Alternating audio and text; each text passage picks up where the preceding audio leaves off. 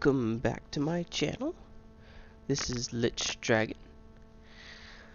So today I was recommended Rebel Galaxy and I decided to give it a try, and here are my first impressions. First of all, it's a $20 game. Okay, so don't knock it just yet, but it could definitely use with some knowledge of space, like the fact that space is 3 dimensions and not 2 dimensions. I was kind of disappointed when I found it doesn't go up or down. You can only go like sideways or turn around, like as if you were on a flat piece of ground, which is it's not space. That's just plain and simple. It's not space. And secondly, I passed by a planet thinking, hey, maybe I could, land or interact with the planet somehow. No, it gives me that little warning, like proximity alert, and then tries to kill me. Which, that's cool. So, yeah. But the combat system's kind of cool. These guns, they do what they're supposed to, and it reminds me of naval battles. Now, what doesn't make any sense is you are stuck on this two-dimensional playing field, but these little fighters and other ships can go above you and around you and under you. Timeout? Why can't I do that? I mean, you got your shields and stuff, which it's useful. And, it's very space themed, but I had to turn off the background music because that was not space theme music at all. I couldn't deal with that. That was just not cool. So the reason I'm even playing this is because A, I love space. B, this is filler for until No Man's Sky comes out. And yes, this has a lot of space in it. Like, it would take me a while to explore everything in this little game. But it's Galaxy versus No Man's Sky Galaxy. Obviously no competition. This game is way smaller. Way infinitely smaller. Yeah. But that's okay. Because, again, $20 game. Not a big deal. The UI system, pretty standard. Kind of like the space station. It's not very hard to dock. You just kind of walk, roll up to it and press X, and you're in the station. Talking to these people is kind of cool. I like the fact that they have animated characters in here, NPCs you can talk to, and you can make choices. You can either be a total douchebag, or you can, be peaceful, like, dude, I'm just trying to find my aunt, man. Heh, no pun intended there. Sorry. If you haven't played this game, the entire purpose of the main storyline is to go find your aunt. So yeah. I'm not entirely sure where they came up with this plot, but so far it's kind of interesting. I mean, I like it. I don't know if I'm gonna be playing it super long, because if I get to that part of the video, you'll see you can die pretty easily too. Unless you've upgraded your ship a lot, and the upgrade features, it's pretty cool, but you need a lot of money to upgrade your ship, and getting money right now for me is a little tough. So I'm actually advancing way far into the story, and my ship isn't even upgraded yet. So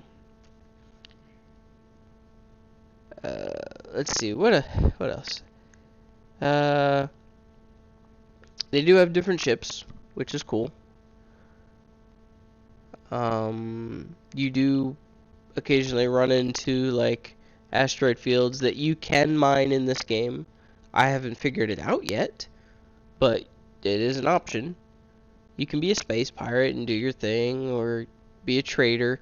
Now, the trading system is way more difficult than I thought it would be, because the prices flux so fast in this game. I can't keep up, because they'll tell me, hey, this dude over here is selling gold real cheap.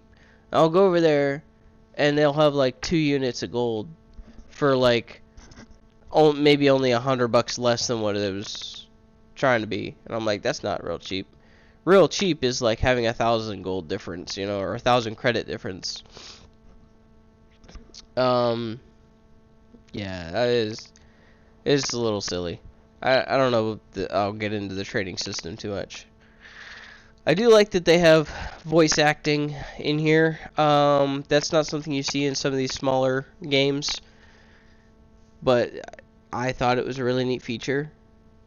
It actually can cost the most in some games. I mean, depending on who you hire to voice acting. Oh, man. Uh, I like the rockets, but I don't have any yet, so. I do like how it gives you these little game tips, like, hey, you know, if you haven't figured this out yet, this is what this button does. Yeah,